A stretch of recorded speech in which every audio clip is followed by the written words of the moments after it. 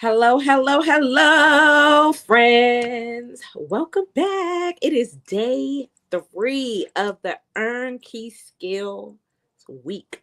Y'all, if you are new here, I'm ADHD Money Coach B, aka B, the budgeting baddie, and I am the founder of Young, Rich, and Rooted. I help women, especially gifted Black women with ADHD, who have the audacity to want more choices in life, shift from feeling financially frustrated to feeling financially unfuckwittable. If that sounds like you, go ahead and hit the follow button, hit the subscribe button, and double tap the screen to give yourself a round of applause for refusing to stay stuck and choosing to love yourself back to wealth. Inside of my financial coaching program, we focus on 4 key pillars that help you build wealth faster. Okay. We work focused on earning more money, budgeting better, saving effectively, and multiplying your wealth so that clocking in can eventually be optional. But until it's optional, we need to make sure we're making as much money as possible in the earn pillar. And so that's why this week we have chosen to dive deep into the earn pillar because let's be real, in this unstable job market, it's not enough to just get a job. You need to know how to earn more, attract better opportunities, and position yourself like the asset you are. So, on today, we've got none other than Tam Griffin with us today. Okay, we've got Tam, IGotTheJobTam with us, and she is going to talk to us about how to leverage LinkedIn. I'm about to bring her to the screen so that she can tell you more about herself. Hello. Welcome to the conversation, Tam. Hello. Welcome. I want to tell the audience a little bit about you so that they know who you are and what it is that you do. First of all, for those of y'all who do not know Tam is an HR professional and a career coach who has helped professionals all over optimize their profiles, build networks that work for them, and attract employers ready to pay them what they are worth. So, if you've been hiding in the shadows on LinkedIn, lurking in the background, or letting fear hold you back from networking, grab your notebooks, grab your pens, jump in the chat. We know I like y'all to get active now. Don't be quiet. I don't like that. Get ready to change that tonight, okay? By the end of tonight, I want y'all to feel inspired to set up your LinkedIn profile if you don't have one, inspired to post something, to add something, to connect with somebody. I want y'all to do something on tonight, okay? And just as a quick reminder, replays are only for those inside of the Love Yourself Back to Wealth group coaching program. And so if you are here, take advantage of that, friends. Membership has its perks. You guys get to watch the replay. You can listen to it right now, take notes, go back, listen again, and apply it. And if you are not in the group, why aren't you? Okay. You can change that and join cohort 2, which starts October 20th. Open enrollment is happening right now and it ends August the 31st. The link is in my bio. Or DM me if you can't find the link in my bio. Whatever, I'll find it.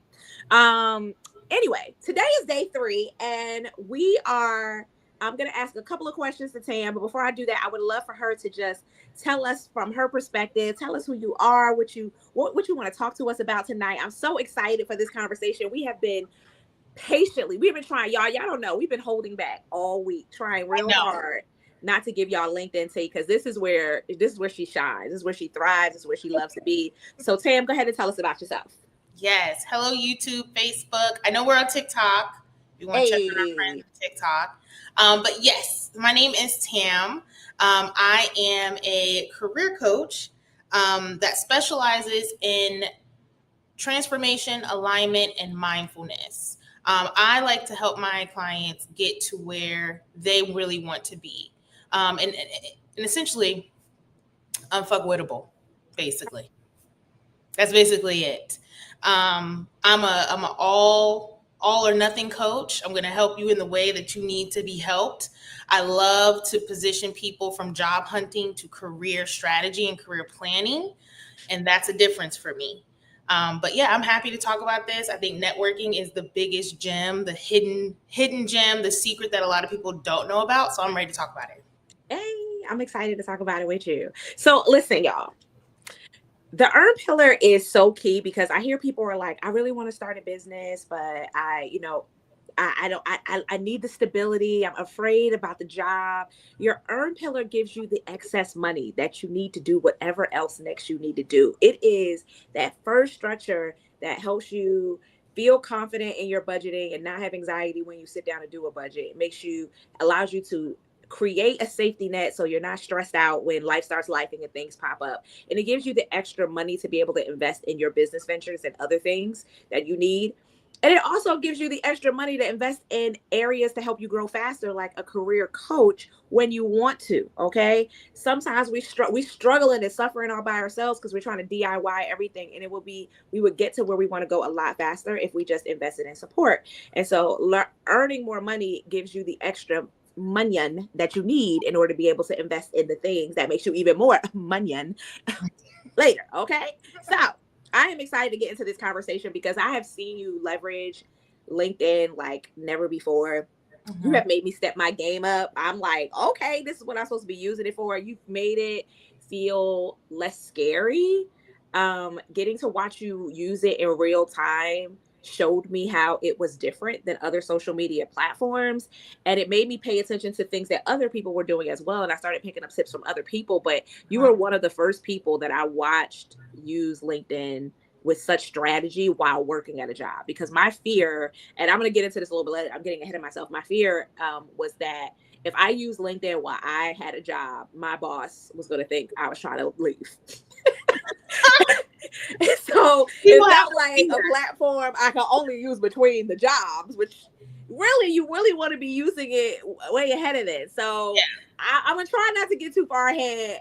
For those of y'all who are like, I have a job and I love my job. I like my job. And so I don't really know that it makes sense for me to do this because I don't see myself going anywhere. Like, it's okay. Mm-hmm. Tam said something yesterday that I want to say again here. Is she said, don't let your boyfriend get in the way of your husband professionally. And so I wanted to spin the block around here because while we all laughed, it applies here too. Don't let your current job keep you from your dream job. Okay. Mm-hmm. Boyfriends have a place, those early boyfriends, they got a place in your life to build skills, communication skills, learning how to, compromise and learning what to do, not to do. And when you get your husband, hopefully you got it all together and a nice, cute little bow so y'all can stay together forever. So do those builder jobs, okay? Those builder jobs, okay? Exactly. They were not meant to be your forever. They're just here for a season. And so we're going to use LinkedIn strategically. Well, we got them excited in the comments already. Hello. Let's say hello to some people in the comments before we get into the conversation. I love it. Sarita said that was my thing. I didn't plan on getting a job that requires a resume. Ooh, so we're going to get into this. Ooh, we're going to get into this. I'm so excited. Okay, y'all. Thank y'all. Hey, Sharon. Hey. Welcome in. You've been back all 3 days. I see you. She got perfect attendance award. I see you. I love it. Y'all, Tamara has mastered the art of making LinkedIn her stage. She treats it like a walk-on job interview where employers are watching, listening, and already sold on what she brings to the table before she even applies for the job. So if you've been sleeping on LinkedIn, avoiding networking, or letting fear hold you back, tonight is the night that we change that. Grab your notebook, grab your pen. Let's get to work. All right? Now, first question, Tam. What are 3 things everyone should fix on their LinkedIn profile right now? Your headline, your about section, and your experience. Those are the 3. I'm curious, why those 3 things? So the headline should be more than just what role you're sitting in. It should tell a little bit more of your story of your skill sets tied to particular roles that you're seeking. It should communicate also your values as well. That's a good way to let people know where you are professionally, your skill set and your mindset. and it also shows intention. I love that. Mm-hmm. I wish that we could look at LinkedIn in real time and see like what, I'm a very visual learner. Like, okay, I see something that she did. I'm like, okay, that's what she means. Okay, I see that in your profile. We may have to take a peek over at Tam's profile a little bit later on and see how she's applying these things. How do you balance professionalism with authenticity? Because I look on LinkedIn and sometimes some people seem so robotic and I don't feel like I'm getting their personality. I don't see who it is I'm connecting with. It just feels like a post, but not a person. Yeah. And how do you do that without oversharing? You should absolutely not overshare on LinkedIn. I think you said it yesterday. LinkedIn is not a place where we should be seeing your kids, pictures of like, your family outings, what we made for dinner. It is not Facebook or Instagram. But to your point, how to balance professionalism and authenticity is tone and intent, in my opinion. So when it comes to professionalism, that just means that you're showing up polished, right? And authenticity means that you're making people connect with you. And some of that leans a little bit in vulnerability, but professional work vulnerability, if that makes sense. So, for example, I've written what I call my Tam Talks topics, tongue twister, that are centered around open enrollment, how much of a whirlwind that is for HR.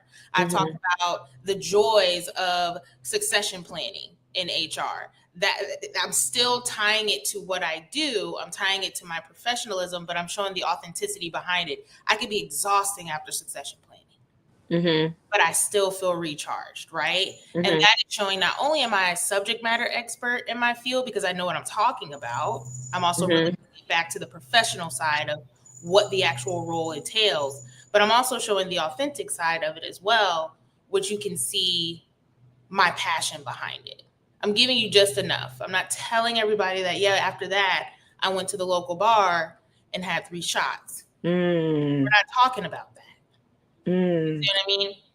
Yeah, that's really good. It makes me think, looking at some of the posts that I actually engage with are the posts that seem to be more reflective in nature, where it's more, something may have happened in their professional workspace and they are telling the story, almost star method.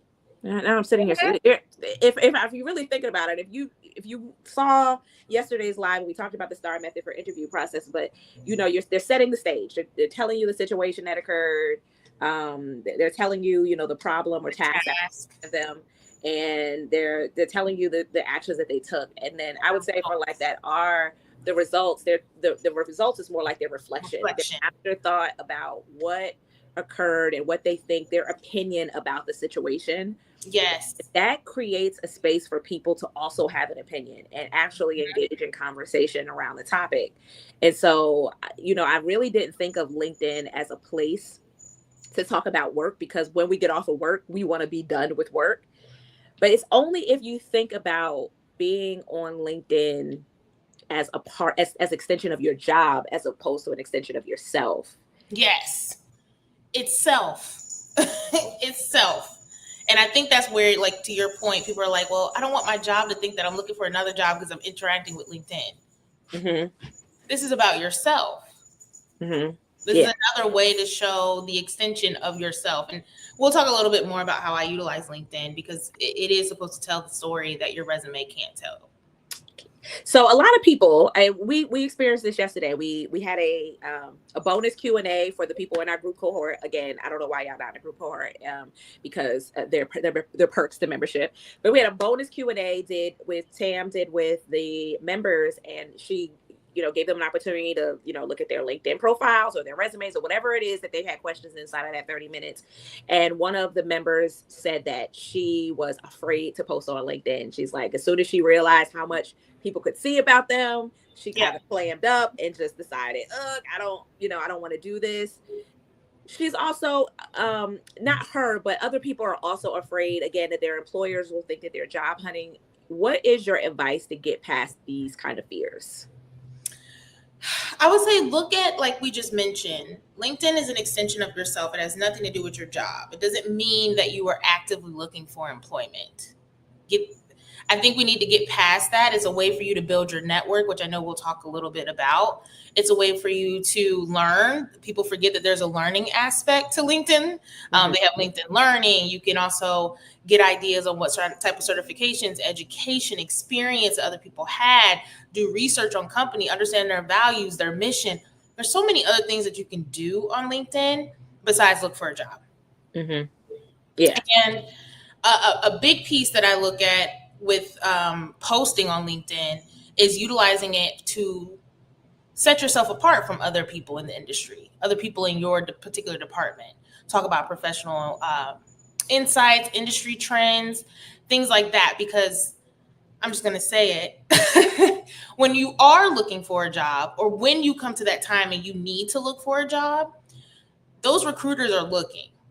That's part of your resume. So instead of them asking the questions like, I'm going to ask this person this question because I don't know if they really know this aspect of the role, if we're thinking project or program management, you could say, you know what, I actually made a post about something like this very question, where I actually went through the ADKAR or went through the project management steps. And I'm so passionate about it. I think it was a couple months ago, and I talked about, you can relay it back. You can tie it back to your interview. And I think people forget that that is an opportunity too. And then don't forget, companies headhunt on LinkedIn. You may not be looking for a job, but they're looking for you. Right. I love that idea of being able to remind them something that's on your LinkedIn page, because then you're starting to treat your LinkedIn page like your portfolio.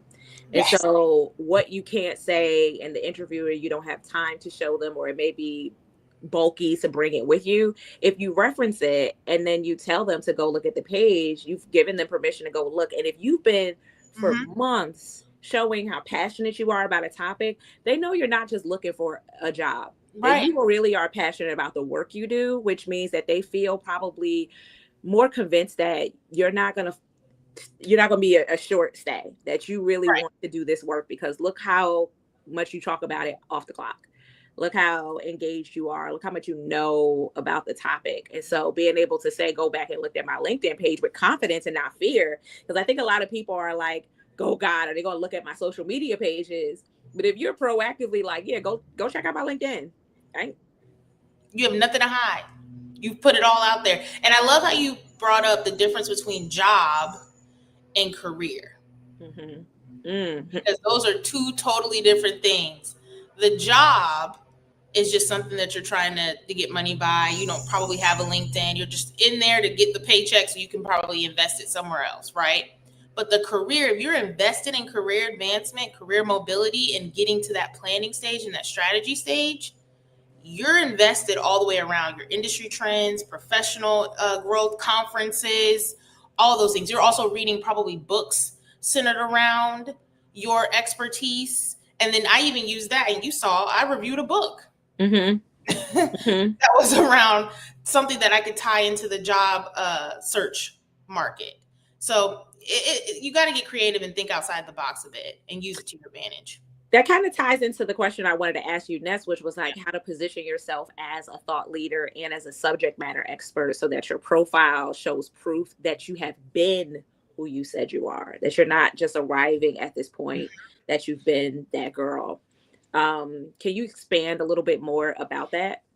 Consistency. As much as you're posting on Facebook of, hey, went and got something to drink today, you want to make some sort of consistency in the LinkedIn world. That doesn't mean every single day. That probably means once or twice a week. So consistency is key there. And then also you want to have and showcase your level of expertise. I mean, you went to school for it, or you either have been in the field for a long time, or you got some certifications. You want to showcase that you know this. Showcasing, like you said, return on investment, real results. People want to make sure, if you are using the star method, which I absolutely love, that's a great way to kind of structure your LinkedIn posts. The R is that reflection piece. And you can talk about where you are in this project, where it's left you, right? And where you hope that it will take you. I I think that when you position yourself as a thought leader, you're not just posting updates about yourself, you're investing and showing that you have actually done the research on the industry, not just sitting in the seat. Right, right. And that you're not just really looking for a job, that you're looking to make impact because you keep thinking about the work that you do. And I don't think that really became clear to me until I became a financial coach, because this is the role where I was sitting in my passion, where I can't turn my brain off. It's not a job to me. So it's not like I ever clock out. I care deeply when I see something on the news or I watch a movie that makes me think about it. I have a reflection. I want to share it. And this is the first time that those things I want to share are appropriate for professional space. Usually I'm watching something and it's appropriate for Facebook, but not for LinkedIn. Now, when I'm thinking about something that connects to money, I have a professional way to have that conversation, and it just makes me look even better. So when I talk about, ADHD and money and mental health and money, and I'm talking about it from a lens that, I had a client who not too long ago talked about how she had met with a financial advisor years ago who had told her to take all her bill paying off of auto pay, which for person with ADHD, she's poor working memory. I would never give that advice, right? But I understand that as a coach who works with ADHD, being able to go back and reflect on how that situation, when you get the wrong advice, not because it's bad advice, but because it's bad advice for you, being able to share that lens makes me look like an expert in my field. Yes. And if somebody's thinking about hiring me, whether it is hiring me as a coach or hire me as a speaker or hire me as an employee in their company as a financial coach, me having that conversation out loud and telling you about the experience just makes me look like a superstar. I don't have to be seeking at a job to tell you in real life, I am that girl every day. Let me tell you about something that happened for me this week. Let me tell you about this training I went to this week and what I learned from this training. Yes, you can use it for that. And I want to point out too, because we keep talking a lot about jobs. And I know you have a community that also aspires to be entrepreneurs. And to give you your flowers in this space too, you are one of the people who use LinkedIn as an entrepreneur, like an entrepreneur should.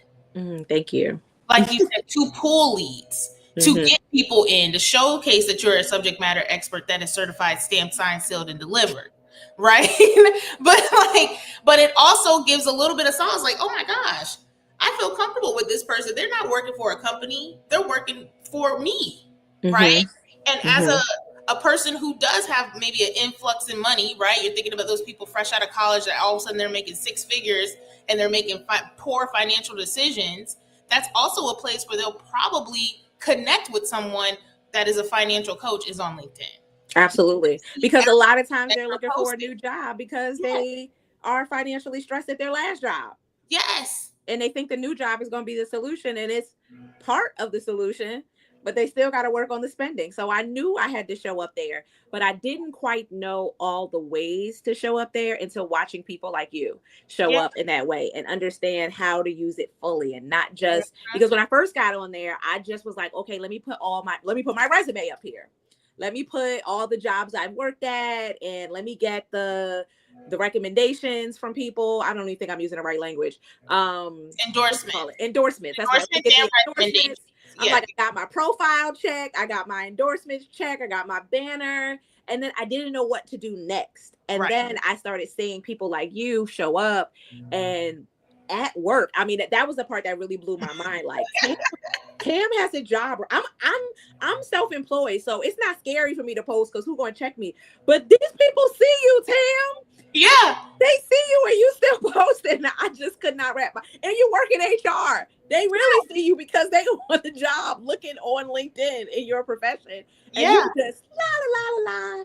But you know what that did is it started conversations at work. People would say like, "Hey, I saw your post today. That was so good." Like it was right before we got into a meeting. Or I had some new hires because I was doing onboarding that would start their first day and was like, once you sent me the email and, I started skimming through and who you were. Oh my gosh, you did an amazing post on it. Is a conversation starter. And my teammates and my employees or fellow colleagues that I worked with could see like, dang, she's really passionate about this because she's posting about onboarding on LinkedIn, actively doing the work. And I was using in real time. We solved for why today in our onboarding, right? And that made me excited. Of course, I wasn't divulging any like company secret proprietary stuff. Yeah. So of course the company wasn't like, get off of LinkedIn, because I wasn't saying anything crazy. I was really just speaking to my experience. And that's a way that you can do it while you're in work. Just showing you're excited about your work. And really, it makes the company look good indirectly. It does. If you don't have to name them to make that happen, but if you're saying you had a training at work today and it made you excited, it still says you're actively employed here. Right. So your employer's not going to have a problem with you celebrating something you learned. I got a new certificate and I learned this thing. What a wonderful thing. I had an opportunity. You can flex without it looking shady. Yeah. And then it's also a good return on investment for you, because it also makes you look great when you repost like what your recruiters have posted, like, oh, we're actively hiring for this role. And let's say you just worked with that leader and you're really trying to build build a relationship with that department, which when I was a recruiter, I really was. And then when I moved into my talent development consultant role, I really was trying to build my relationships with some of those leaders that I didn't have a lot of communication with. I would repost what the recruiter reposted. Y'all, do y'all pick up on this team? Wait a minute. Hold on, pause, because I want to make sure they don't miss this. Okay, so your recruiter has a mission, right? They're trying to get a job filled, right? Yeah. They're working hard and they're like, I'm trying to post this job. They're doing it. When they're posting, they're like, I'm in the zone. Job. Yeah. You are like, nobody's paying me to do this, but I would like to support your efforts. I'm going to go ahead and reshare it to my network to help you find your person. The subconscious message is, I remember you. You stay helping me do my job better. So then when you wanted to apply for the job, the seed was planted. Or anybody that came in that was a referral from me, or the business leader in my company that role would be reporting to. They'd be like, hey, thanks for reposting that. It's been so hard filling that role. Yeah, my network expands larger. So maybe we'll see if we can get somebody in there. Boom. Now I got a conversation with them, because maybe it's been difficult to find that fit with them, because they're like, I don't really know you. You're new into this department, this role. How can we bridge that gap? That happened twice. It made the recruiter happy. It made my leader happy. Like, oh, look like a team player, collaborator. And then it made that business leader happy. Like, maybe she's not as bad as I thought. So simple. My job is hiring right now. Right. And quite frankly, y'all, sometimes your jobs pay you for referrals. Yeah. Y'all looking for some extra money, and you a simple repost away. Name me when you get referred, and you get hired for the job. Exactly. I worked in HR, so we weren't allowed to get that $1,000 that people got per referral. But yeah, y'all, my company was paying $1,000 per referral. Yeah, y'all got money on the table. You need to find out if your job is your assignment. Do they pay to refer new employees? Because if they do, you could be solving two problems. Somebody in your life needs a job, and you just got extra money just for being a good person, just for being a good budget bestie. That's it. That's all. That's all you did. Tam, now I got some more questions, but I really want to you to share your story specifically about this most recent transition, because when we talk about, you had, like, if you never saw a play perfectly set up and then you slam dunked it, usually you would think the slam dunk would be in the acquisition of a job, not in the exit of a job. And watching how all the little steps you did prior to created this fire as farewell post. Like, I want you to please take them on this journey of stuff you were doing, and then what happened, and then what you strategically did next, and then what's happening for you right now as a result. Like, take them on this journey so they can see the power of being intentional about your career, your whole career. Go ahead. Yeah. So to Betty's point, this wasn't the first time that I utilized LinkedIn or had utilized it at all. I've been utilizing it consistently since about 2019. So was I as consistent as per week back then? Probably not. I think I was maybe bi-weekly with some of my SME posts. I was also using LinkedIn Learning that was offered free through my company. So I was constantly posting, finished another certification, yay, celebration. Doing the repost of the recruiters, whether they were my teammates at the time, if I was a recruiter, or even when I transitioned out of the role of recruiter, I was doing that. Also, I was celebrating my wins that I was having in my organization externally on LinkedIn. but again, not giving proprietary information. I was speaking on once I established like our Career Champions program, which is peer one-on-one coaching internally. I celebrated how we had designed, developed, and implemented this new career coaching program one-on-one. It empowers employees and morale and brings them up, the ones that want to be able to help somebody else. And then it also empowers and improves morale of employees who want to be seen and heard and actually shift. Oh, wait, can I pause here? Because for those of y'all who are listening, imagine you are the viewer on LinkedIn and Tam just posted that post. She's telling you about something she just did in her job. Like, oh my gosh, we just created this program. And she just described this just now to us like on a resume. We basically heard her say it like a resume. Now here's me, company, looking for somebody who does these things, minding my business on LinkedIn. And I'm seeing that she created, developed, implemented this whole program.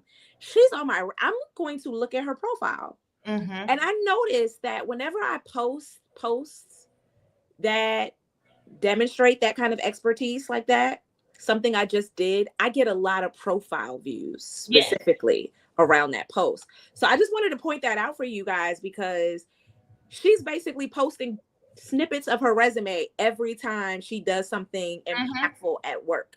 Carry on. I'm sorry. Yeah. And then I would leave it to your point. The reflection piece would be, I can't wait in 6 months to see where we can measure the impact, return on investment. So I'm showing my intention. If you know anything about change management, if you know anything about L&D and program management, anyone who is in my field, and like to your point, an employer that's looking for a subject matter expert knows that that's the next step.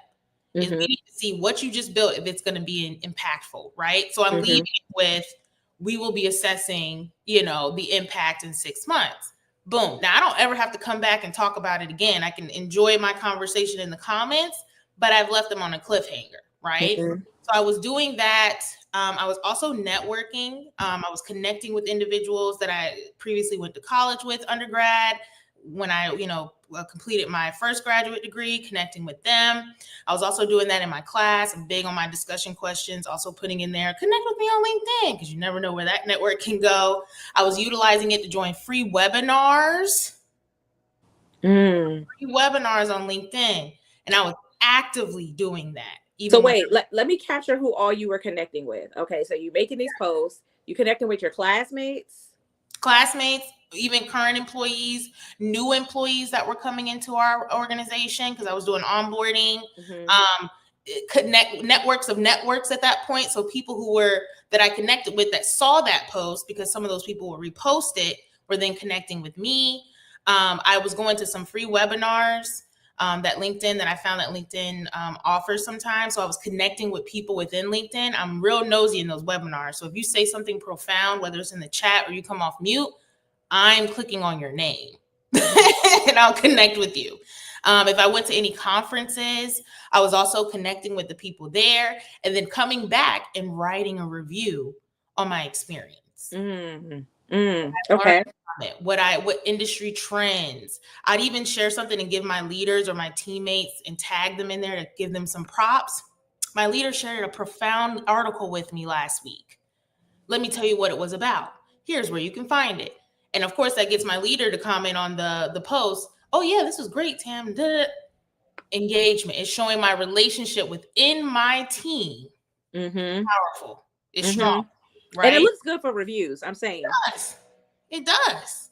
So to your point, I was doing all of that before this transition even took place. Now the transition took place circa 2025. Here we are. And not only was my networking strong externally outside my company, I had been with my organization almost 10 years. So my networking was powerful internally, beyond powerful internally. So I took the opportunity, and Betty saw this, but I took the opportunity once I was, given my voluntary, involuntary severance. I took a couple of days. I did go to the beach. I did. I did. Took a couple of days. I did go to the beach. I saw all the other posts that my other fellow colleagues had that had been let go posted, and they were just the generic ones. You know, LinkedIn gives you the, oh, have you been let go? Like, just post this type of thing, right? Mm-hmm. And I was like, I feel like I want more. So I wrote a little something more, a little more heartfelt, thankful for the opportunity, positive, optimistic. And then I also took that as an opportunity to sell myself, to tell my network what I was looking for, what roles I would be stepping into next, the education that I was prepared for, or that I already had that prepared me. And I did post that.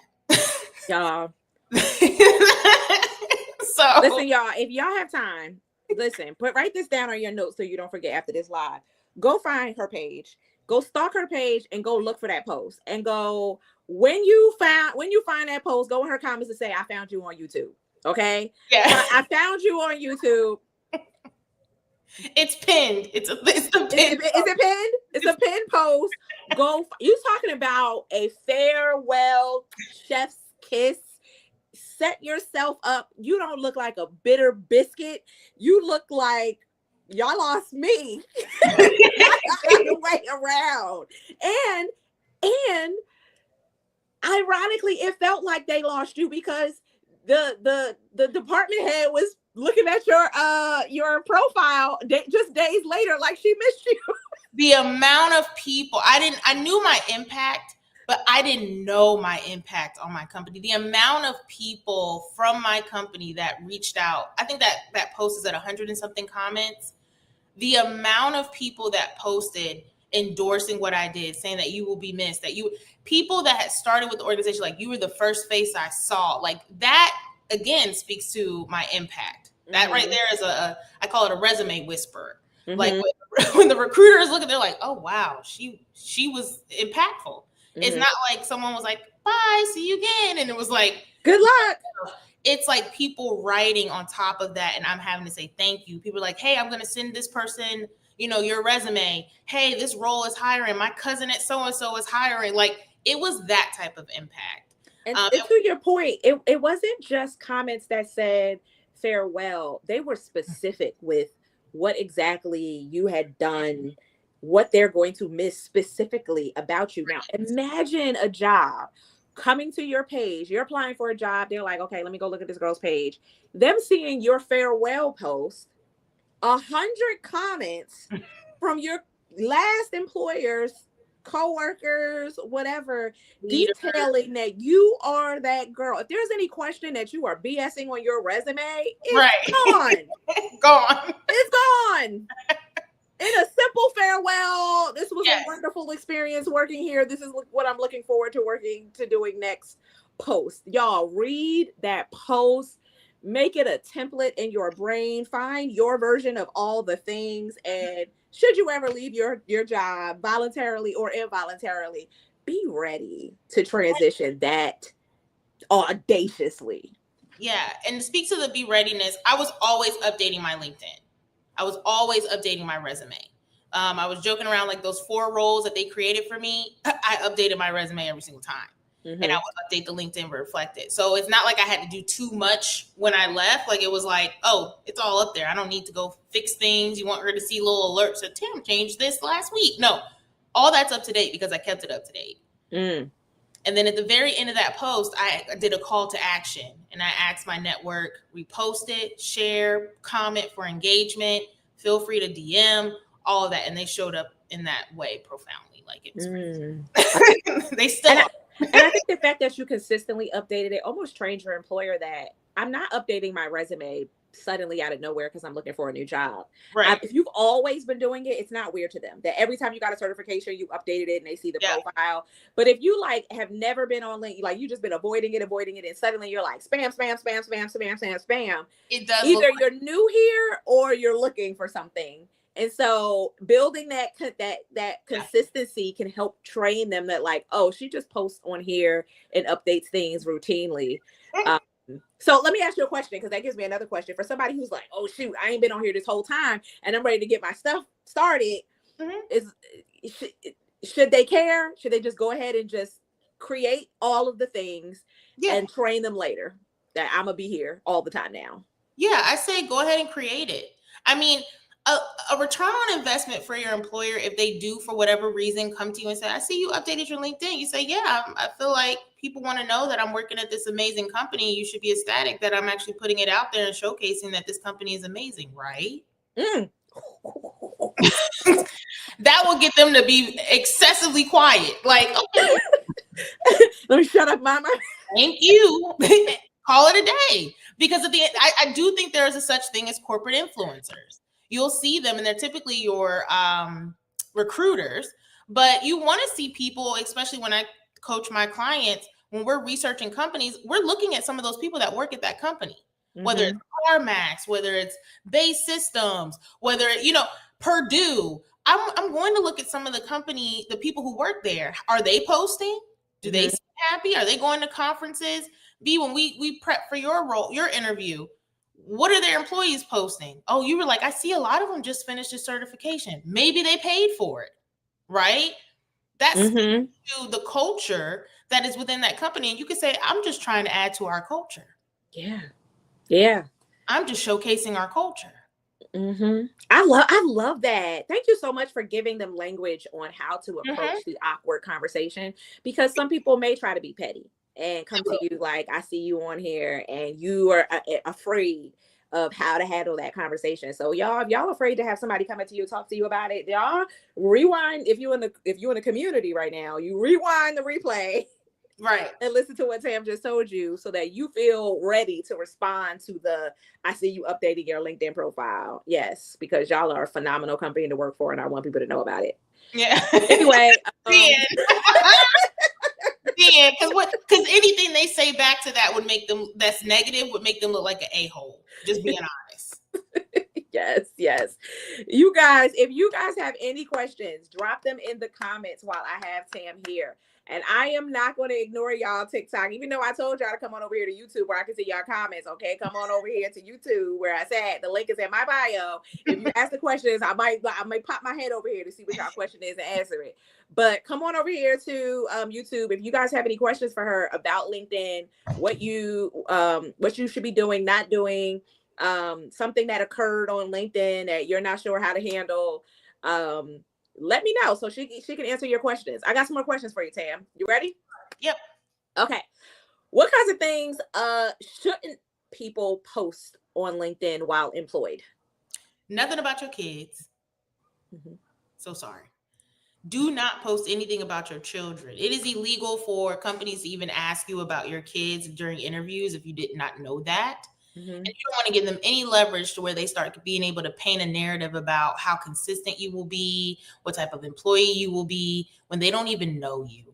So please do not post anything about your children. It's none of their business, frankly. 2, we don't want to know what you had for lunch. If you can't tie it back to the job somehow. I have seen someone post what they had for lunch, but the way they tied it back was they were advertising a role for Microsoft. So if you know anything about Microsoft, Google, and Netflix, on their campus, they provide lunch for their employees for free.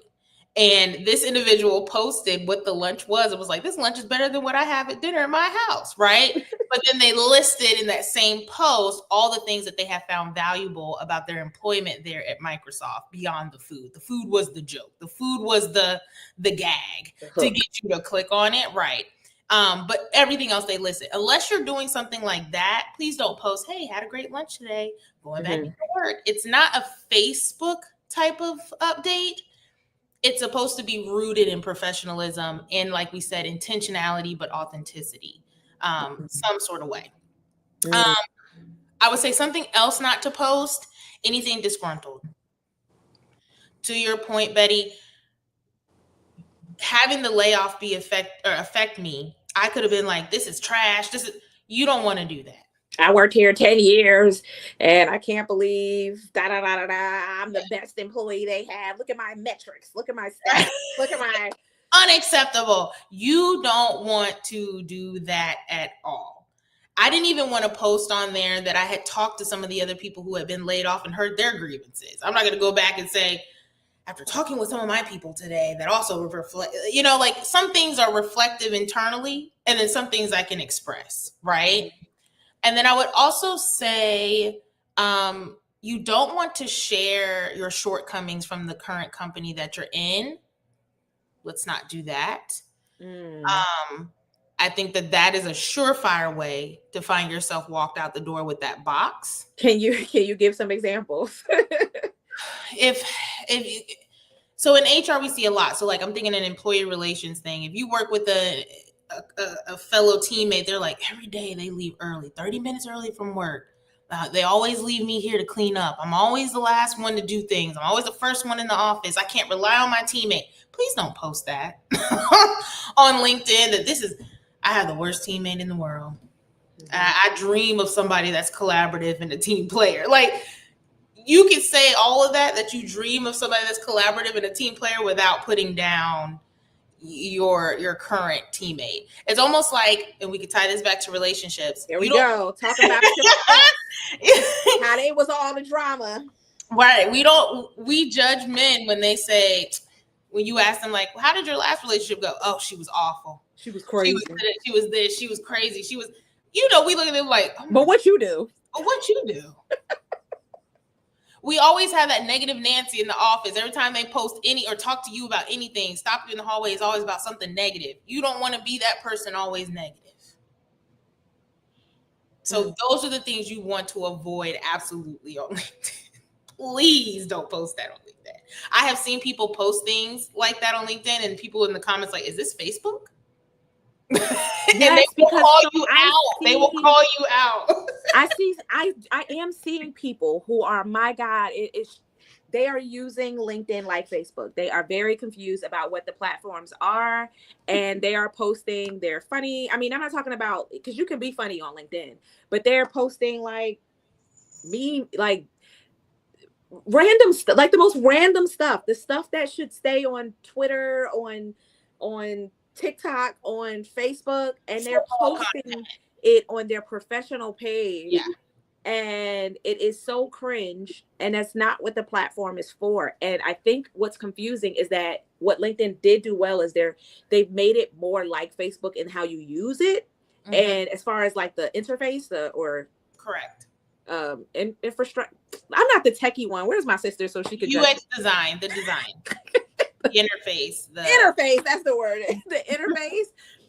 It feels familiar, so people are less intimidated by it to use it. But as a result, their brain is on Facebook when they're on there, and they're posting the same exact content. Even when you post, like sometimes I'll make a post on Facebook and I'll make a post on LinkedIn. They're about the same things, but the language I use and the perspective I come from on LinkedIn is completely different. Yes. Totally. Because the audience on Facebook is completely different than the audience on Facebook. On LinkedIn, it's more reflective. On Facebook, I'm more casual. I'm comfortable. These people are in my house. They're friends and family. The people on LinkedIn, they're coworkers. Right. We code switch. That's a perfect example. You're not going to walk up and I hope you're not walking up and telling your coworker about some personal family business. There are coworkers who have no boundaries. And so I think those are the same people who come to you and tell you. Gotta be the same people, because ma'am, I don't care. No, please don't do that. Please don't do that. But yeah, please don't utilize LinkedIn as a Facebook. If you can say like, oh, let me just like to Betty's point, I'm gonna copy and paste what I just posted on Facebook on LinkedIn. Ask yourself a couple questions first. Mm-hmm. Is my tone authentic and professional? Because you're not going to use that tone on Facebook. Mm-hmm. And if you say, no, this is just a post about football, probably doesn't belong on LinkedIn. Mm-hmm. If you can't tie it back. And here's the thing is I don't feel like you have to, being professional doesn't mean you have to code switch either. Like you don't have to necessarily turn yourself off. It's like, how do you want to show up in a professional space, period? Like whatever you've decided is your version of professional. That's how you're showing up there. So if that's not how you show up in your business and your job space, don't show up like that on LinkedIn. It is being like, I'm my authentic self. I don't necessarily speak with all formalities on LinkedIn. No. However, I'm not having the conversation like I'm talking to my sister. Right. Because I don't know these people. and they don't know me. And so even the words I'm using is reflective, like you're a stranger. And I'm just giving you an insight in my head, where my sister, she does know me. She got the inside joke. You know what I mean? Like, you know how you talking to your friend and you don't gotta have context because y'all know, like there's points in this conversation where Tam and I are laughing at something and only Tam and I know why we laughing at it, because we know each other. Right. And I think too, I also bring a little bit of humor to every post, because I think the authenticity, I have to, like, that's how I am anyway. Like, a situation can be serious and I know how to be serious in certain situations. But if it's not that serious of a situation, I will try to bring humor into it. And I feel like that shows a little bit of my personality as well. And it does take that code switching out of it. Like, you're going to get what you get here. And it bros that, like in business, that, you always talk about building that that know, like, trust factor, right? You want to get them to know you and then get them to like you and then get them to trust you, right? And so you are the business. And this is where it goes back to what I was saying earlier about when you find yourself like, I'm not about to be posting about work stuff on LinkedIn because I'm off the clock. That's because you don't see yourself as the business. You don't see, like Jay-Z said, I'm not a businessman, I'm a businessman. Like, I am the business. Then I'm not on here for this company. I'm on here to increase my net worth, my network. I am the business. So I'm building my relationships, whether I'm hired by you or somebody else. I'm still going to be posting about this because this is my career. This is a subject that I'm passionate about. And I'm going to keep showing up that way. And so when you see yourself as the business, you're like, I'm trying to get you to know me. So that means you got to know my authentic voice. I'm trying to get you to like me. So I got to show up as personable and give you some sort of personality. The jokes that you're dropping, get them to understand your sense of humor and to enjoy. Like, people come back for what they enjoy. Like, if your posts are funny, they're like, I'm not even in her industry, don't even care about her industry, but her posts are funny. And I like reading them, and I'm going to keep reading them. And the thing about LinkedIn is, unlike the other platforms, man, if you like or comment somebody or somebody's post, your whole network sees your comment. Entire thing. Yep. So your reach is so much further, which if you're a business owner, why are you not using LinkedIn? I don't know. That's what I'm saying. As an entrepreneur, and I think you do this very well, there are a lot of entrepreneurs on LinkedIn, and I think some entrepreneurs forget that is your best thing. That is your marketing. That is a free level of marketing, even if you don't do premium, right? Because you post one thing, everyone sees it, and it's going to show up at the top. Yep. I like, they could not be in your network, but because Tam commented on my post, now her whole network can see my post. And I happen to know that her network is in front of people I want to be in front of. I've just positioned myself, right?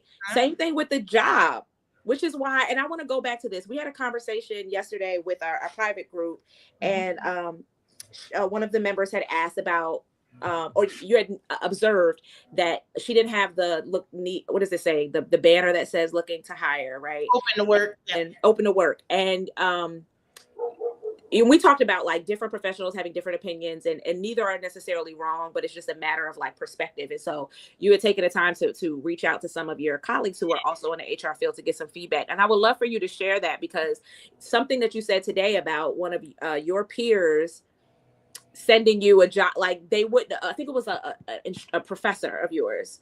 And it was like, if you didn't have that there, they wouldn't even know. They wouldn't know that I needed help. Yeah. So can you expand on that? Yes. Even last night, after that comment was made, almost in real time. Can you give the context though? Because I want to make sure that the people who weren't here for the conversation. So last night in our group, the intimate group that Betty holds, and again, if you're not registered and signed up, I don't know what we're doing here. But in that group, one of her participants asked a question or wanted me to review their LinkedIn, and although they're actively looking for a role, they didn't have the LinkedIn banner that says open to work. And that was my first kind of sign of feedback. It's like, hey, may want to consider putting that up there. And to their point, or to their thought process was, it comes across as desperate. It comes across as needing opposed to not, right? So a little bit of pride there involved. And my take on it is, although recruiters can see on the back end because you check the box, but recruiters only have less than maybe 2 minutes to even look at your profile. You don't want them to scan through, not see the open to work, and believe that you're not taking it serious or you're not really looking, right? But then big picture, your network doesn't know. And that is what LinkedIn thrives on, is networking. So I took some time yesterday and today to ask a couple of my colleagues that still work at that company and don't work at that company. So a mixture, recruiters and an HRBP. And I asked them what their perspective was. They all agreed, and they said, for the most part, is how would we know, right? How would we know that you are actively taking your job search serious? But then one expanded a little further and said it's actually effective communication. It leaves very little for me to anticipate. There's no gray area for me, and HR hates gray area, by the way. You're very black, white, and that's how it is. So if you leave us too much to start spiraling and asking more questions, that could be a problem. In fact, one of the recruiter friends I asked, like, well, I actually would look at that type of profile and say, I have more questions now, and that's a problem. If you're ever in an interview with a recruiter and they're asking you more questions than like follow-up questions after every time you say something, they're more confused. You haven't articulated something clearly. They're trying to bring you to the point. That's not a good thing. It's not going well. And then also your network. How are you letting your network work? So in real time in that small group, I had one of my colleagues from college, 2010, when I met this individual. We've connected on LinkedIn a couple times as far as like great job and a post or something like that, but we haven't talked on the phone. We don't have each other's phone number. We don't even email, right? This person said, oh my goodness, I saw your post. I've been off LinkedIn for a while. What's your starting salary? Are you open to remote? Are you open to hybrid? Where are you living? I see Virginia. Is that still accurate? And let me get on the ball for you. I've got 17 job postings from this person since then. They just keep sending them. And they're like, hey, do you mind sending me your resume so I could just go ahead and cycle that to my network? Guys, that was in the last 24 hours. He literally did that while we were on the phone. Literally, while we were on this, he did that. And then today, one of my old professors that, again, I haven't talked to since 2012. I did an internship for her for Tuskegee nurses. Reached out, messaged me and said, hey, giving me encouraging words, you know, from HBCU, you know how we do. Everything is going to be okay. God got you, you know, that type of thing. Thank you so much, Professor. Appreciate you. Hope you're doing well. And then she turned around and endorsed me. Endorsed my profile for things that she remembered that I was solid at. And again, my network wouldn't have known if I didn't have open to work. So let's talk about endorsements, because I didn't even know really exactly what that was or how I went to approach it until like maybe like a year or two ago. Yeah. And something that worked for me, and I'm wondering if you have any other advice on how to get more endorsements, was because I had, like the other person, was afraid of LinkedIn for so long, because I was like, oh my God, you put all this information on here, like they're gonna know exactly where you work. Like, I don't know, spooky. Like, it's crazy. It's the idea of putting your whole resume on a public platform is crazy to me. But now we put everything on the internet, so I've gotten over it. Like, just like I've gotten over scanning my face to open my phone. Like, it is what it is. Like, I'm here now. Internet on your Facebook. If AI is going to take all our, it's just going to, I've given in to technology. Okay. So here I am finally like trying to take the big splash. Right. And I'm trying to get this stuff set up, and I'm like, okay, I need to get endorsed by people. And now I'm realizing, dang, I should have accepted connections from people who were trying to, I used to get connection when I worked at the college, 2 colleges ago. Some of my students would try to connect with me. Some of my colleagues were trying to connect with me, and I'm like, you know how I feel about social media. I ain't Facebook friends with none of my coworkers. We work together. Right. I don't care. Me and you didn't become Facebook friends until I left the company. Right. And we here. Right. So I thought of LinkedIn the same way. No, you can't be my LinkedIn connection, right? I just didn't wrap my head around it.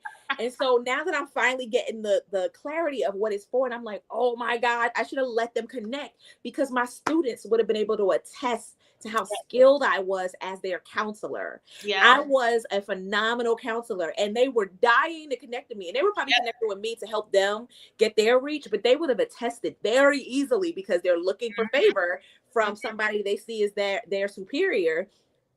In the process, they would have showered me with praise on my LinkedIn, and I didn't make the connections, right? And so here I am later, like, okay, let me go back and find all my old coworkers.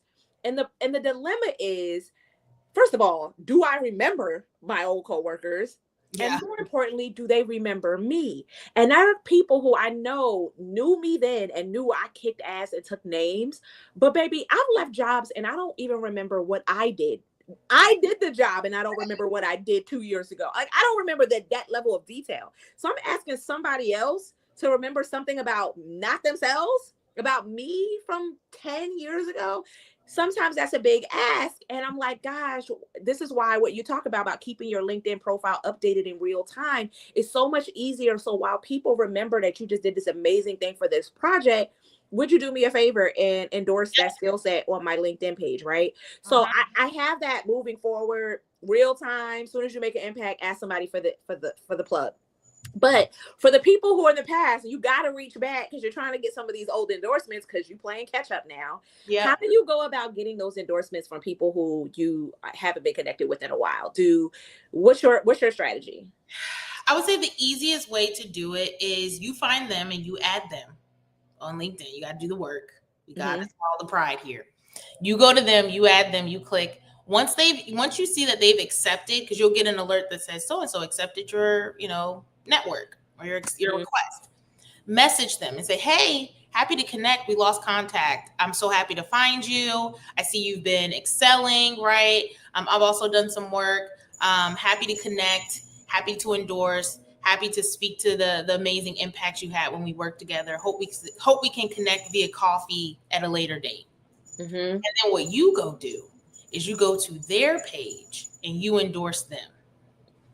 If they don't have it set up, because some people don't have it on there on LinkedIn, you could choose to have it on there or not. You can say, hey, I was trying to endorse you for your leadership, for your project management, for your communication skills, but I didn't see where I could endorse you. Do you mind opening that up so I can speak to those skill sets in you?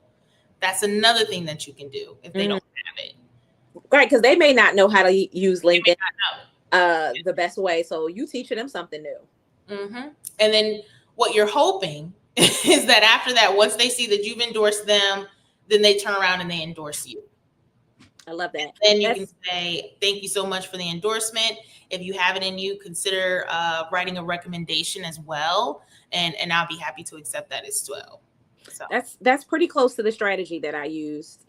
Is I was like, let me just go in and kind of like, you don't want to love bomb somebody. So you're like, let me just, hey, how you doing? I haven't seen you in a while. How's things been? So just casual conversation. Haven't seen you in so long, blah, blah, blah. Just keeping it casual. Yeah. Maybe laughed or engaged with something they posted if they posted something.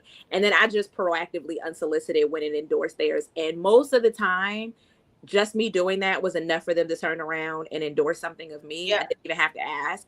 And then occasionally I might send a follow-up message and ask them would they mind, and especially if they told me something. It's like some people message me just at the connection. Oh my God, I haven't seen you in so long. You were so good. Da, da, da, da. If they respond to me singing my praises, right off the bat, the connection is there. Yes. Thank you so much.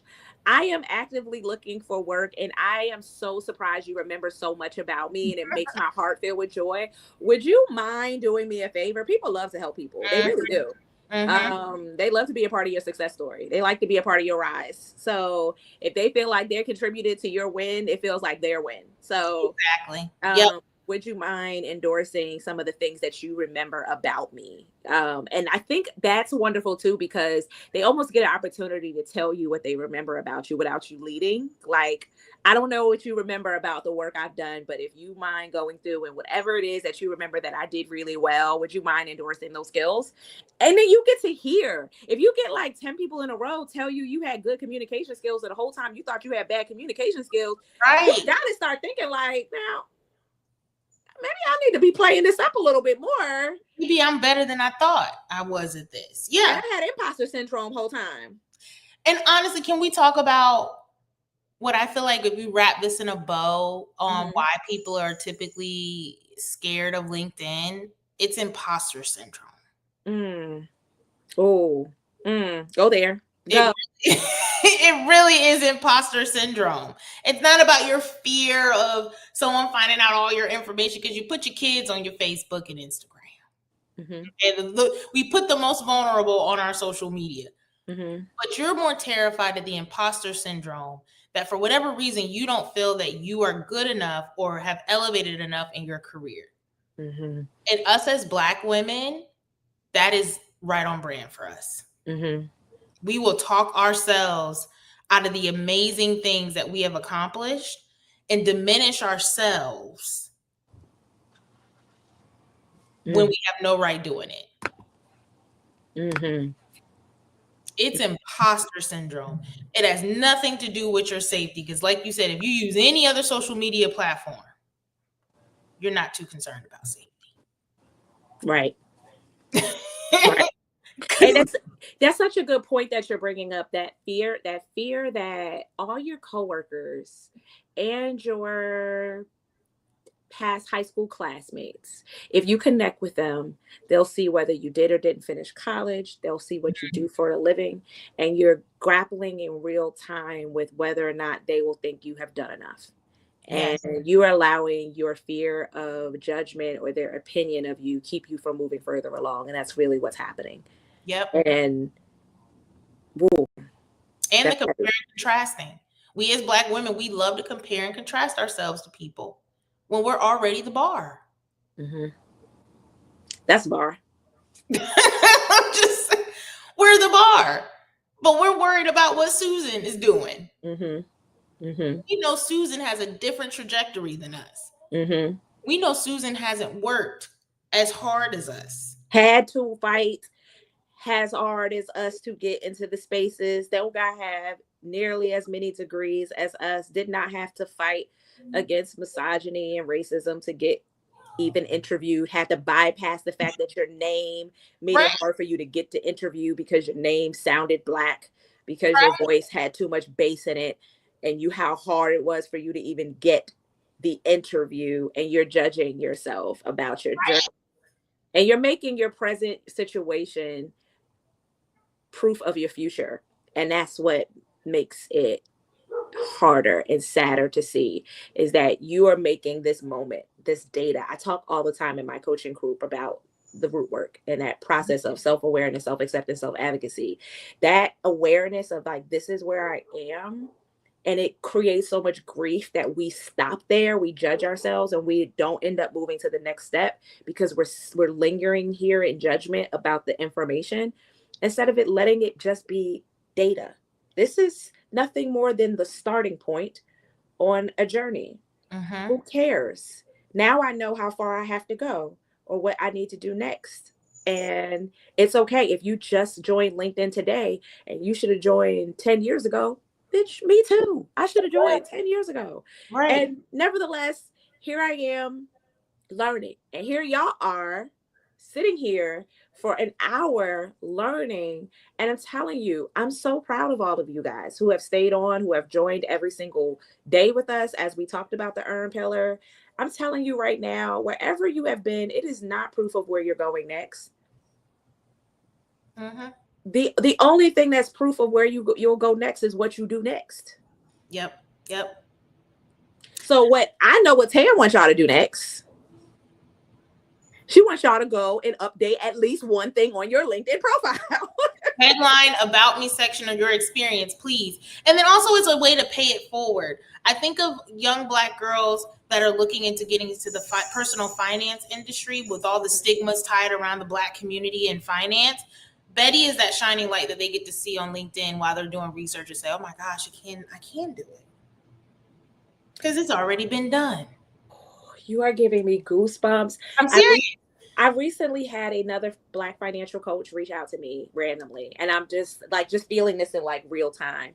And she said, I had to connect with you because I've never seen another financial professional with locks. Never seen another financial professional with colorful locks. I've never seen another financial professional, period, who focuses on ADHD. You're the only person I know. Right. And imagine the next woman that you've inspired to get into it. Or imagine the next person that was like, oh my gosh, I see myself in Hmm. this financial professional that I need. And that's just it. She did it so well. Like, mind you, I don't know her. I never knew her. She's connecting to me as a stranger. And she said, would you mind, like, and I totally get you might be busy, but like, I don't know anybody in this field. Can we chat? And the way I just embraced her, like, girl, here's a Yes. link. Let's set up a Zoom. Let's get on. I'll give you all the game. No gatekeeping. I'll let you know. Yeah. Like, that's how you can find yourself into whatever field you're excited about going into, is go look for you. Because there's somebody who's looking at Tam right now, same thing, not seeing an HR person, not seeing somebody in their field, and seeing somebody who looks like us, and they're like, oh my gosh, how did you get into this field? Can you help me navigate my career? What did you do? What classes did you take? What certs did you get? When I tell you that just happened last night, again, I got 3 messages yesterday, y'all, and 1 message today that all is summing all of this up. Remember, I told you while we were on your intimate call with your group, a young lady messaged me and said, I saw your post. She's like, it inspired me. And it's also essentially rare that we see other Black L&D specialists. I followed you. That girl has since then gone in, liked almost every single one of my posts, commented back and said, this one was really funny. Oh yeah, I'm going to look into the 12-hour walk like you posted about. Like, she's actively reading what I'm posting. Mind you, this woman is employed. She's been at this same company for like 5-6 years or something like that when I looked. She has no desire to look for another role. She's not looking for me from anything. She hasn't even asked me exactly, what do I need from you? Like, what do you need from me? She just really wants camaraderie and network. She sees another Black girl in L&D, which is a rarity, and is like, we need to get to know each other immediately. I love that. You mentioned yesterday just the idea of it giving somebody hope in the profession. It's like seeing somebody who looks like you. If you're feeling doubtful that who's going to hire me, every time I look at other people's companies, I only see people who look like Chad. I'm not going to get into this. And then you see a Tamara in the room, you suddenly feel like, oh. And I remember, we talked about, where I'm going with this, right? When I first met Tam, she had started maybe like 3 months before me. And I came into the company, and I remember before the interview, I asked one of my coworkers at my old job. I was like, I got this job interview, and I had just gone natural. Now, everybody natural now is not a big deal, but at that time, we were kind of like early naturals. And I still had kind of like a little teeny weeny fro. And I was like, should I go with my natural? Like, because I've been wearing that. I finally got to a point of comfort in my natural at my old job. And now I'm like, I don't know if I want to mess up this job opportunity, try to go in here all extra Black, right? Well, no, maybe I'll save it for later. Should I? She was like, and my coworker was like, wear the wig, get the job, and then you take it off after that, right? So I go in for the job interview. And I never forget, Tam is walking down the hallway. I'm getting ready to walk into the director's office. And Tam, y'all can't see it right now, but Tam has this big, beautiful, her natural hair is so gorgeous. So beautiful. Oh my gosh. It's these natural, big fro. It's giving. And I looked at her, I was like, oh, okay, I can be myself here. I had never wore a wig again. It was so much to the point that Tam didn't even remember I ever had straight. She was like, "You never had a weave?" She was I thought it was 2 different people. It's funny because when I passed by you, I was like, "Oh, that's the person that's interviewing." And then when you started and you came in with natural hair, I was like, "When did we end up? Was I late that day?" I didn't even think it was the same person. Yeah, got him. Gotcha. But the point I really want to drive home is her being herself, her being there, just her mere existence made me feel like there was space for me. It was proof that I could be here, be welcome, be myself, be my whole self, do a good job, be appreciated, be valued. And if they don't ever see you on LinkedIn doing your job, some little girl behind you is not going to believe that they can get into the field that you are in right now. It's not just about you and your next job. It's also about somebody behind you trying to get into a field that you are already thriving in. And when you said that yesterday, man, it really struck a nerve with me, like how important it is for you to show up, pop your shit, and let them know who you are in the workplace and on LinkedIn. Yeah. I think about paying it forward. I think of all the industries that Black women, we don't see a lot of us. STEM, IT, that type of side of things. HR, where a lot of us are in there, but then there's some companies where it's like none of us exist. And it's very important when you think of culture and belonging that there are diverse people and even in race and experience in HR. And then I think of the sciences as well when we tie to STEM. If you are successful, or even if you feel like you're not there yet, to a young Black girl that is starting off at an HBCU or that just graduated, her coming out of school with a health tech degree or healthcare degree, she's able to go through and scroll through LinkedIn and say, oh my gosh, I see me. Mm-hmm. I see ones like me. Mm-hmm. And that's paying it forward as well. So I just wanted to keep that in mind. It's something to think about. I see we got a question from the audience, and you may have answered it already, but maybe say it again. She wanted to know, can you repeat the 3 immediate updates on LinkedIn? She's missing one. Headline, the About Me section, and your experience. What you have done, which is essentially like your job experience, that needs to be filled out in its entirety. Okay. Good question. Good question. Anybody got any other questions before we wrap up? Because we are way over. We are. Sorry. I knew we were, and we got class tonight, y'all. So if y'all in here in my Love Yourself Back to Love cohort, I'll see y'all at 7:00. So go ahead and get yourself some water, refresh yourself, because we are digging into them numbers. Bring them calculators, bring them pencils. We getting into expenses today. Okay. Don't worry, y'all. I don't bite. For those of y'all who are not in the coworker, we spent a little time revving into the numbers before we even got to the numbers. So right. Let's see. Any other questions? Any other questions over here in the TikTok land? I see some people. You're awesome. Thank you so much. I appreciate you. Thank you. Thank you. Do me a favor and double tap the screen. Double tap the screen. Appreciate it. Hopefully y'all have not been selfish on this conversation and y'all have shared this live. I meant to stop a few times to tell y'all, but we were so knee deep in LinkedIn. I don't even feel like we really covered everything I wanted to cover in LinkedIn. So we have so much more to cover. Yes. So we may do more conversations throughout the year. Were you going to say something? I was going to say, I'm going to send you my LinkedIn. Mm-hmm. If you want to drop it in the chat so people can take a look at, because as you're working on your headline or your About Me or your experience, and you want to kind of a template, I guess you can say, feel free to copy paste. Not necessarily all my stuff. Don't do that. It's plagiarism. But feel free to follow, like, okay, I see how she described herself in her headline. Let me see if I can describe myself in my headline. All right, y'all. I'm dropping her LinkedIn link into the comments so that you guys can go and find her LinkedIn page, go connect with her, stalk her, figure out how she is posting, the amount of time she's posting, types of things she's posting. You're going to be inspired to get certifications. If nothing else, follow her. Because I swear, like every other month, it was like, just achieved another certification. I have a lot. And some of them I had to clear off. Because when they were a little bit older, but then 2, I was like, this is getting excessive. But like, yeah, for sure. Let's see, any other questions over here?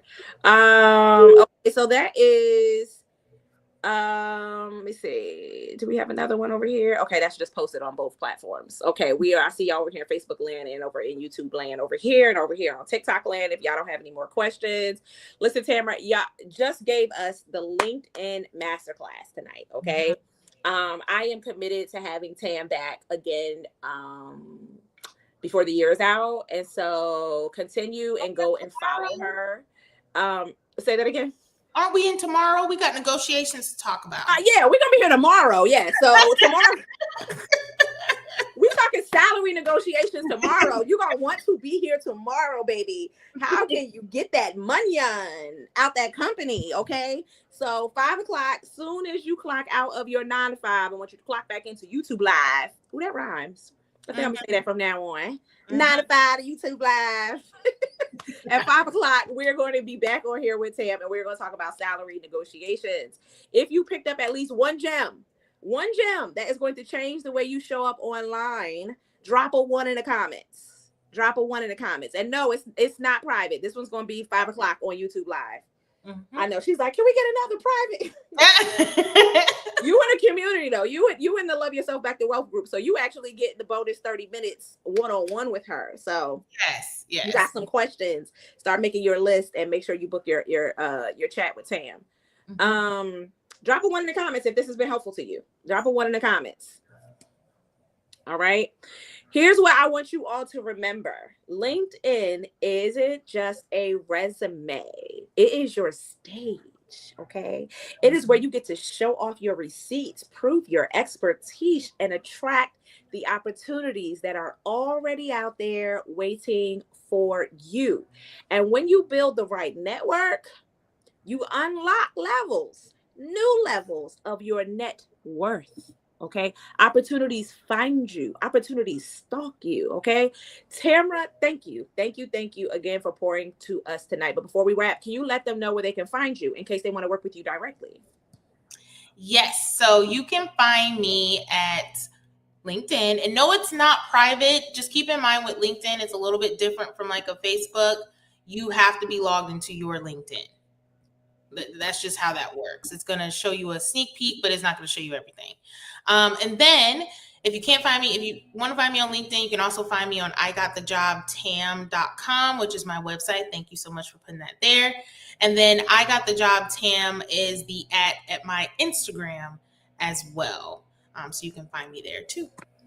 Awesome. Thank you. Now listen, if you guys are ready to earn more and step into your roles that pay you what you are worth, this is exactly the work we do inside of my Love Yourself Back to Wealth group coaching program. Cohort 1, we are halfway through the journey.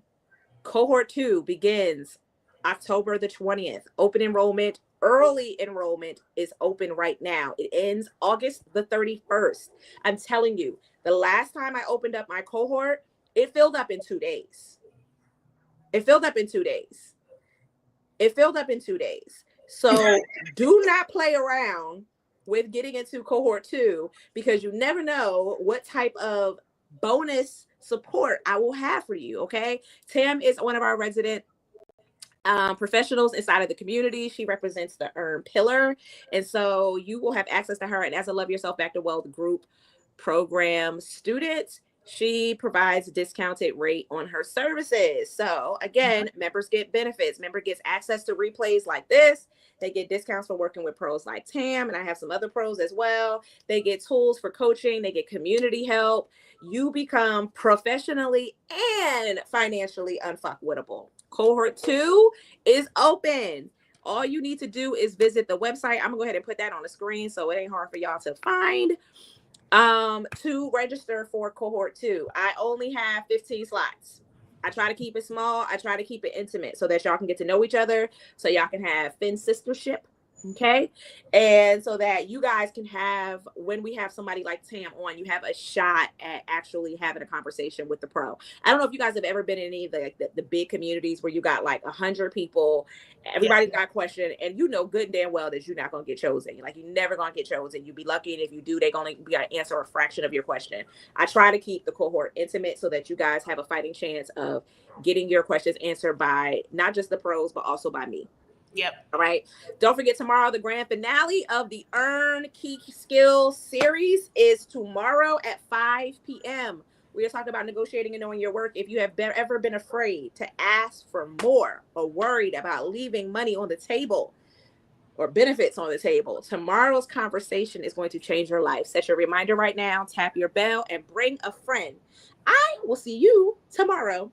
Goodbye now. Thanks.